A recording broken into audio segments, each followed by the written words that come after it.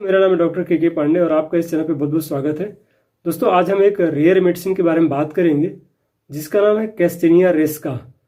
तो आइए दोस्तों शुरू करते हैं। हेल्थ केयर के ऑथेंटिक जानकारी के लिए इस चैनल को सब्सक्राइब करें और बेल आइकन को भी दबाएं ताकि नया अपडेट आपको मिलता रहे। तो कैस्टेनिया रेस्का जो दवा बनती है अखरोट के पत्ती से दोस्तों, जिसको चेस्टनट भी बोलते हैं, उसकी पत्ती से दवा बनाई जाती है। और ये दवा जो सबसे ज़्यादा यूज़फुल होती है दोस्तों वो काली खांसी की जो प्रारंभिक अवस्था होती है जिसमें स्पाज्मोडिक कफ होता है, घंटी बजने जैसी आवाज़ होती है गले में और खांसी बहुत तेज होती है, स्पाज्मोडिक होता है, पेशेंट ऐंठ जाता है खांसते खांसते।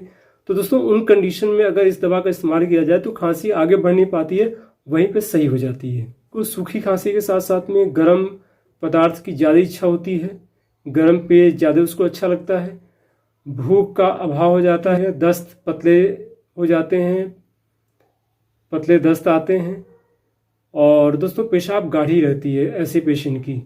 तो वैसी अगर सिम्टम्स आपको मिलते हैं तो वैसी कंडीशन के लिए दोस्तों बहुत अच्छी दवा है। साथ साथ में दोस्तों इस मेडिसिन की एक खास बात और है कि पेशेंट में कमर में दर्द होता है, सीधा खड़ा होकर तन होकर के खड़ा नहीं हो सकता है कमर की कमजोरी के कारण। तो इसकी हम तुलना कर सकते हैं पर्ट्यूशन के साथ साथ में।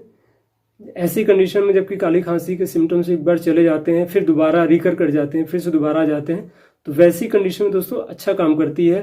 पर्ट्यूशन से इसको हम कंपेयर भी कर सकते हैं दोस्तों। ड्रोसरा मेफाइटिस, नेप्थिलिन, अमोनियम ब्रोम, इससे हम इसको कंपेयर कर सकते हैं काली खांसी के रूप में दोस्तों। और इसकी दोस्तों जो ज़्यादा यूज़ की जाती है वो मदर टिंचर ज़्यादा यूज़ किया जाता है। तो दोस्तों ये सारी बातें हमने की आपसे कैस्टेनिया वेस्का के बारे में।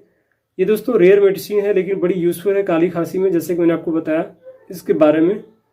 तो दोस्तों मैं उम्मीद करता हूँ कि आपको जानकारी अच्छी लगी होगी। अगर दोस्तों जानकारी अच्छी लगी हो तो अपनी ज़्यादा दोस्तों उसको शेयर करिएगा और चैनल पर नए दोस्तों तो सब्सक्राइब जरूर करिएगा, नोटिफिकेशन बिल्कुल दबाइएगा ताकि भविष्य में आने वाली हर वीडियो की जानकारी आपको मिलती रहे। धन्यवाद दोस्तों, जय हिंद, जय भारत।